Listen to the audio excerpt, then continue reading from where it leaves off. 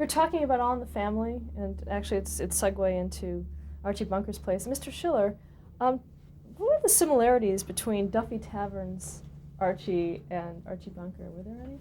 No, it's both in a bar. That's about the major similarity. I don't know. One is a situation comedy. The other was a bunch of jokes put together, and there wasn't much situation. Very slim, skinny situations on Duffy's Tavern. What were some of the parameters about writing for Archie Bunker? I don't know that there were any. I don't think so. Did you have to balance anything No. within his character? No. How much of the character was influenced by Carroll O'Connor and his... Well, the way he acted it was, he was very influential. He knew the character better than Norman. He did. Sometimes but the thing revolved around, and when Norman came up with an idea about Archie joins the Ku Klux Klan. And by this time, Carroll wanted to be loved like most of the actors do. And he ain't about to join the Klan. He said he wouldn't join the Klan. Archie Bunker wouldn't join the Klan. I figured the first guy in the world didn't want to get the Klan, be Archie Bunker. So he agreed to do it, but in the middle of the thing, he didn't join. He gave a speech, an anti-Klan speech at a Klan meeting. Became a big hero, see. So the hell with the character, because they want to be loved. That's more important. He did a thing on Liz Was a Les, to go back to that for a minute, which was an ad lib. He put it in, and it was brilliant. He finds out that he had said earlier on that Liz, or her roommate, with whom she lived, was a terrific guy. This was Edith's cousin, and that he had once kissed her, and she's terrific. That's the only relative he liked, the one who died. And her roommate is still alive, and he finds out that they were lesbians. Edith has to tell him. Edith finds out, and in her own halting way tells him, and he's infuriated. And he walks over to the survivor, the roommate, and he looks her in the eye and he says, "Why don't you people just cut that out?" He figured that'll take care of homosexuality. Nobody ever told him not to do it. So he goes back to Edith. He says, "I think I straightened her out." That's brilliant. Did you get any flack for that episode? I mean, that was I used a great Fred Allen Irish line for Archie, and he bought it. He didn't know it was an Allen line. He was talking about the typical Fred Allen line, talking about a lace-curtained Irishman, Irish family, the kind of people who had fruit in the house when nobody was sick. You asked if we got any flack? That episode. Not a bit. None that I know of. They may have kept it from us. Talk about writing for the show in general, what the process was. The same pretty much as any other show. They all boil down to their own personality, and you write, and it goes through several processes. Somebody looks at it and rewrites it, and then somebody else rewrites it, and eventually it gets on the air, and they do a rerun, and a rehearsal. I don't know how much of you're talking about dialect. Did I hear you say? No. No, the writing, the Yeah, process I know. Dialogue. Oh, the dialogue. I thought you said about writing in dialect, I think. That's it. Okay, and what was your involvement in Archie Bunker's place, as far as Same, we were just writers. Did you work on the pilot for that? I'm not sure there was a pilot. There was the first guy, what's the guy, Martin Balsam. Who subsequently died. He was good. You realize how many times we've said that? No longer with us, subsequently died. But there was something with Marty that we looked at things that Carroll liked him, but then he didn't like the character or something, I don't know. Well, the premise was that he had a Jewish partner. I thought that would be funny. I don't recall a pilot. I mean, Carroll was so strong and so was Norman that they just did it without a pilot, I think. Well, they had a first episode. Yes, the first episode. Now, was Norman Lear involved in the show at all? Sure. Sure. He owned it. Anything else memorable about working on that show? Not to my knowledge. Do you think that All in the Family has stood the test of time? Yes. I don't think he could do it today. Politically correct is taken over. It's still in reruns, though. Yep. You still get the thing. If you watch the show, I can bear with you. You can enjoy the fact of how good he was and how good they were at Jean, too, of course, opposite him, you know. This, what do you call her, the flaky, but that's not what he called her. You're a, what? Dingbat. Dingbat, yeah. She was the perfect dingbat. Let's talk about a couple of other shows that you wrote. Sanford, you wrote for? We just did a couple of episodes, yeah. Nothing memorable. Okay. Checking In. That was a one-shot. They fell behind. It was one of, I guess, Norman's shows with one of the housekeepers. I think she had it, and they were falling behind. And asked us to do a catch-up script. If you asked me what it was about, I couldn't tell you.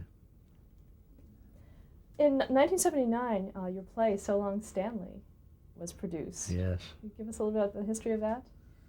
Yes, we wrote a play. After we finished Skelton, we had some time and money. We said to each other, why should we do this every week? Look at Neil Simon. He does one a year, and he gets the rest of the year off. So we decided to write a play like Neil Simon, and we did in 6 weeks. And we sent it to a friend of Bob's who was a producer in New York, Alex Cohn. And a couple of days later, we get a phone call. He says, I love it, and we're going to do it on February 14th. And that was like 3 weeks from the time he called us. Well, you see, writing plays is a cinch. And one thing led to another, and Alex tried to use that play to make a wedge in the Authors League for some obscure reason where you pay the writer if it's run X number of times, then you pay the writer Y if it's played Y number of times. And it never got on the air. But we were very flattered. He would call us every now and then because we were not used to being playwrights, and certainly Broadway playwrights. And he said, how do you like, we had to consult us on who to cast and who the director was. And he says, what about, what's the guy's name? Mike Nichols. Mike Nichols to direct. I said, fine. So tried to get Mike Nichols, blah, blah, blah. One thing led to another, and it fell out. And I sent it to a guy who was very big with the new long form at ABC. And he liked it, and ABC liked it, and they wanted to do it, but they wanted us to rewrite it. The premise was that the guy couldn't get out of an apartment for 3 acts. It was Wally Cox is married to Burt Reynolds. I'm not married, but roommate of Burt Reynolds. And Burt has just gotten married, and he wants Wally out of the apartment because there's no place to spend a honeymoon. There's a convention in New York, and he can't get a hotel room. So get out. And it took him 3 acts to get out because he was attached as a father figure to Bert. They wanted us to open it up. Well, the minute you open it up and get him out, there's no story. So we said no, and we put it back in the thing. Then Jerry Lewis said that, put an ad in the paper looking for material. He had a deal at Warner Brothers for 3 pictures, so we sent it over to him. He loved it, called us over. Strangely enough, excuse me for interrupting, but strangely enough, right in front of our noses were the perfect pair. It was Dean Martin and Jerry Lewis. Lewis was the schlumpy guy, couldn't move, had a dependent, and Dean Martin was the swinger who met the girl doing a commercial for Love Nest. He was a failed actor. I love the joke. He says he was the only actor who was in a play on Broadway, a 3-act play that closed after the first act.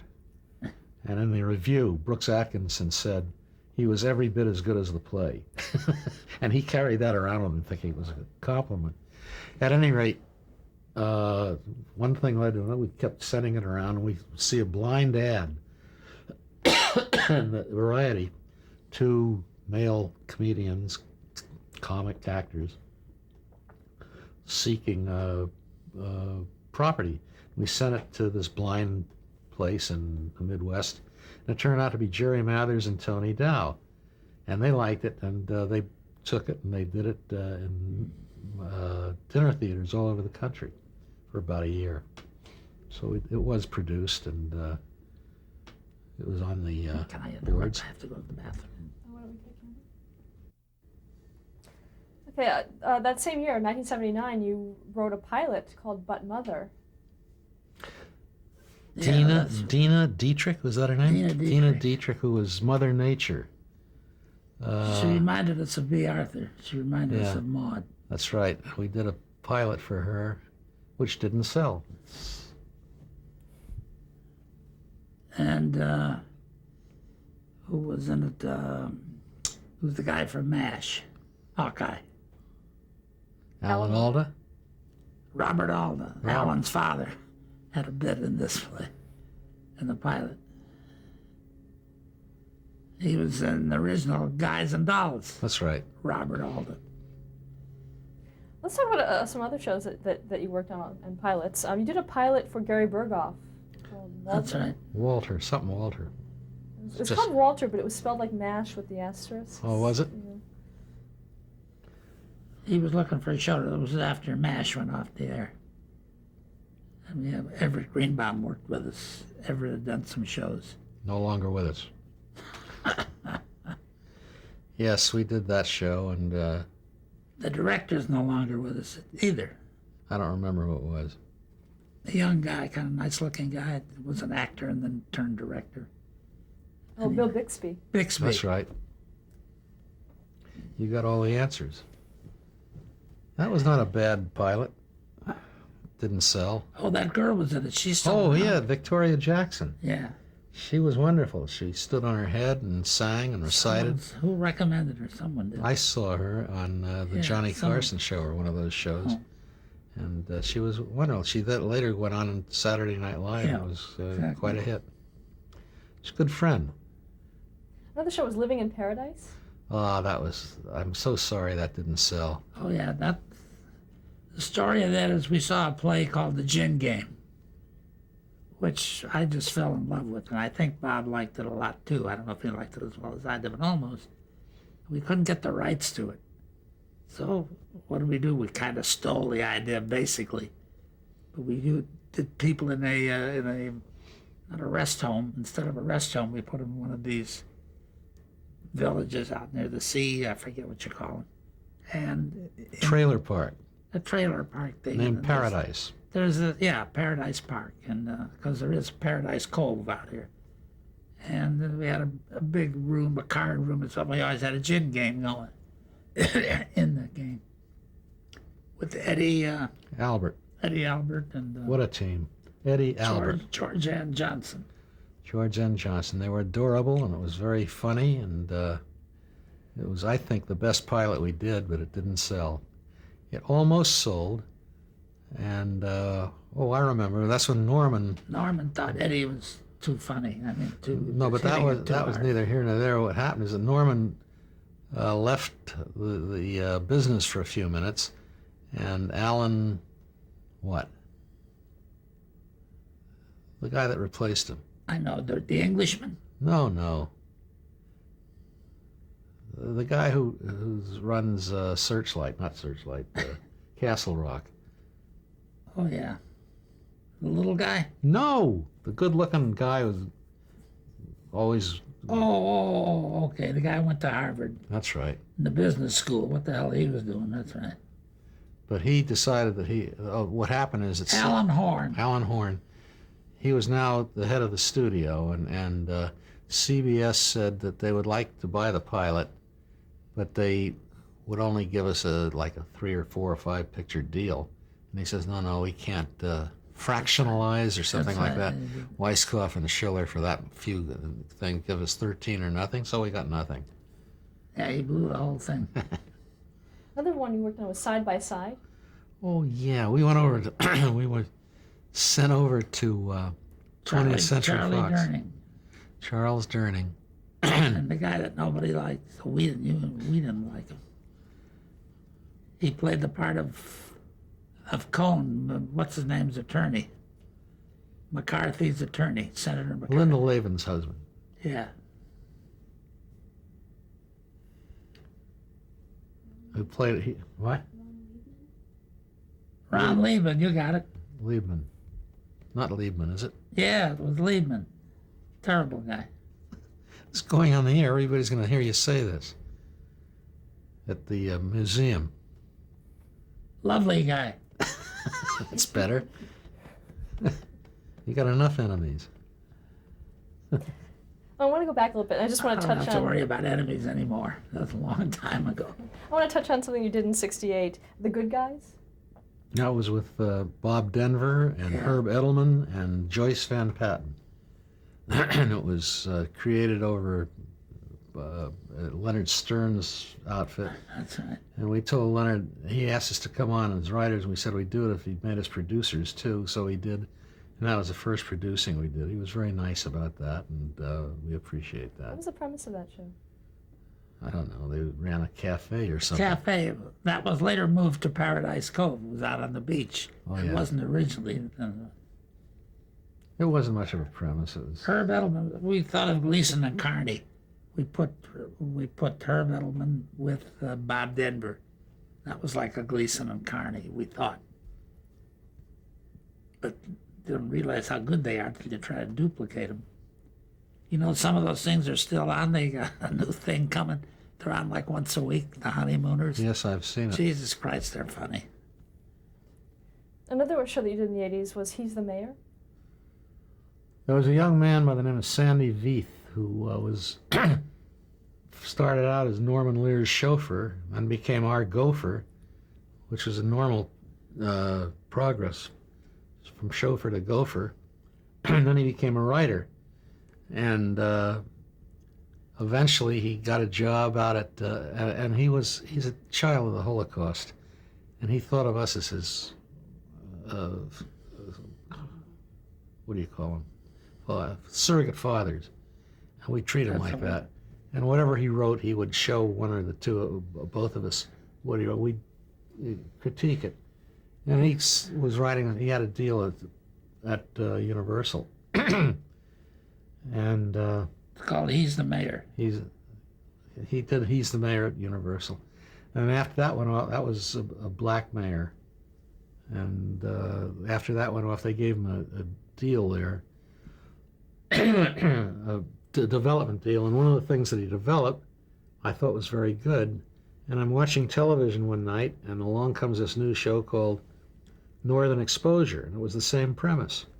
So I called Sandy. I said, Sandy, you got a lawsuit here. Sandy's was done in Italy, but it was the same premise. Sandy's has people go to the Everglades in Florida, and yeah, he didn't see it. I saw it, and eventually I talked him into suing, and he sued. And I was one of his expert witnesses, and Universal came down and was not totally truthful, and the jury awarded him like $7 million unanimously.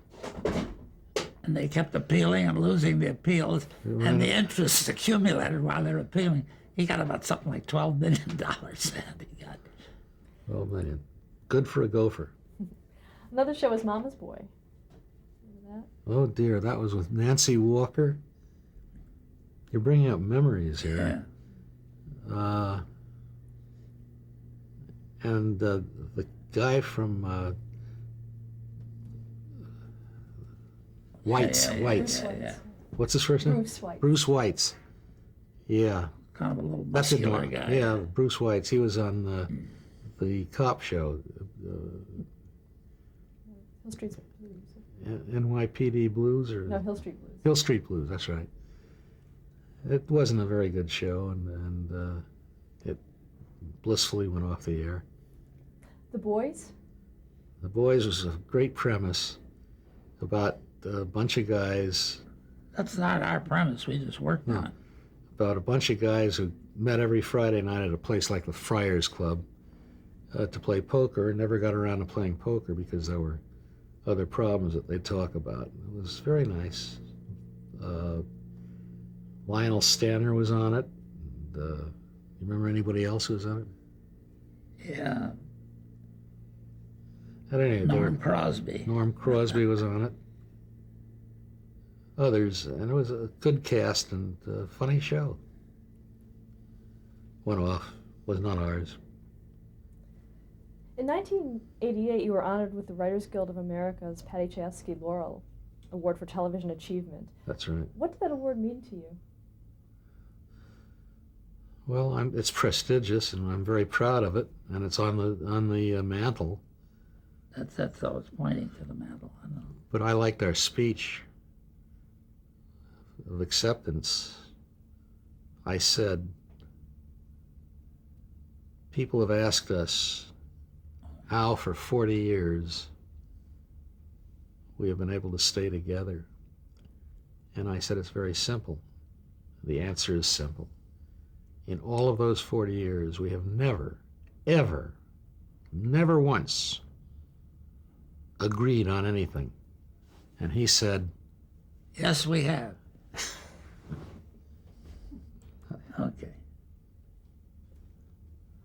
That's a long way to go for that joke, isn't it, to get an award? Okay. it No, was it's worth okay. it. It's fine. That's why you're here and why we're here today. When did you decide to retire? Day we started. I thought enough already, and we were working for Mort Lockman in this Baghdad Cafe thing. No, Okay, what was the last one then? the one she mentioned about the Boys? No, yeah, the Boys. Was the Boys after? I thought. Yes. Was it? Yeah. What is the last thing you had on? Was Actually, I have Baghdad Cafe. in And the 90, Boys. and the Boys Baghdad in- And the Cafe. Boys in 88. See? 89. You're wrong. God damn it. Okay. That was the last Baghdad Cafe. And I was 76 years old, and I figured that's enough already. And it is enough already. I was 18. I was just beginning. That's right. Was it pretty much, were you pretty much in agreement? Yeah, one day one of us said to the other, listen, we're not young enough or poor enough That's to right. go through this crap, because the writers were staying up all night, which did not appeal to us. It's been written in concert now, and it's all different. It's People, hundreds of people writing the shows, and young people telling us how to write and so forth. It was not delicious, so we packed it in. We're in a business where age and experience is Looked down upon. yeah, it's punishment. Really, it's no good. You're All supposed to be ages. young and new. No, so you'll bring something new and fresh and youth. It's a youth business. Okay. We always told them, that, on Lucy, all those years, we never worked one night, ever. They always said, well, that was different. That was different. What was different about it? Same thing. Show comes out at the end of the week. Do you write at all? Just Yeah. checks. Bob probably writes more than I do. I don't like to write. He enjoys writing little things or making speeches and stuff. That's the same thing. He writes a speech. Oh, I wrote a couple of funny things. I wrote when he became 80. I wrote a pretty funny thing. I thought it was funny. I enjoyed doing it actually.